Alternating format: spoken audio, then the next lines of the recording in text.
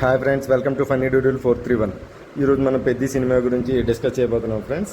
ముందుగా మనం director బుచ్చిబాబుకి hats off చెప్పాలండి. ఏంటంటే తను రాసుకున్న స్టోరీని 100% ఎలా రాసుకుందో అలానే సినిమా తీసాడు. ఎక్కడా కూడా ఎక్స్ట్రా సీన్లు కానీ ఇలాంటివి ఏమీ యాడ్ చేయలేదు అనవసరంగా. నెక్స్ట్ మనం ఏంటంటే ప్రతి క్యారెక్టర్ కూడా 100% ఎఫర్ట్తో ఫుల్ ఫోకస్డ్గా 100% పర్ఫార్మెన్స్ ఇచ్చారండి. ప్రతి క్యారెక్టర్ టు క్యారెక్టర్ సినింక్రైజేషన్ కూడాను పర్ఫెక్ట్గా సింక్ చేశారండి. స్క్రీన్ ప్లే విషయానికి వచ్చేసరికి ప్రతి సీన్ టు సీన్ పర్ఫెక్ట్గా సినింక్రైజేషన్ చేశారండి.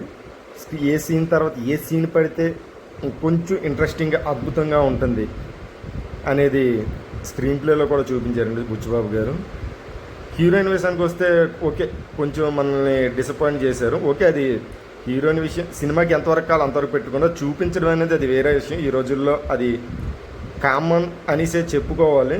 ఎందుకంటే ఈరోజు బాలీవుడ్ సినిమాల్లో చూసుకున్నామంటే జాన్వీ కపూర్ ఎంతకన్నా ఇంకా చేసింది. దాంతో కంపేర్ చేస్తే ఇది ఓకే కొంచెం, కానీ హీరోయిన్ చూపించిన విధానంలో తప్పు ఉంది కొంచెం.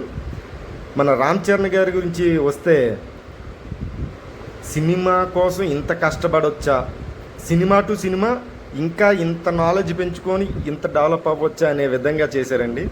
ఆయన బాడీ బిల్డప్ అవని, లేదంటే ఆయన ఎక్స్ప్రెషన్స్ కానీ ఎమోషన్స్ కానీ ప్రతి సీన్కి ఎలా కావాలో అలా ఆయన మలుచుకున్నారండి. రామ్ చరణ్ గారికి మాత్రం ఈ సినిమా 100% క్రెడిట్ బుచ్చిబాబు గారికి ఎంత వెళ్తుందో రామ్ చరణ్ గారికి కూడా అంతే వెళ్తుందండి. Captain of the ship director అంటారు, కానీ డైరెక్టర్ని కూడా మెస్మరైజ్ చేసే యాక్టర్ రామ్ చరణ్ అండి. ఈ సినిమాని మీరు జస్ట్ ఒక సినిమా ప్రేక్షకుడిగా మాత్రమే వెళ్ళండి. ఒక హీరో ఫ్యాన్ అని లేదంటే నెగిటివ్గా కామెంట్ చేయదని వెళ్ళొద్దు. ఒక సినిమా ప్రేక్షకుడిగా మాత్రమే సినిమా చూడండి. ఇంకా మ్యూజిక్ పరంగా వస్తే ఏఆర్ రెహమాన్ కంబ్యాక్ అనే చెప్పాలండి.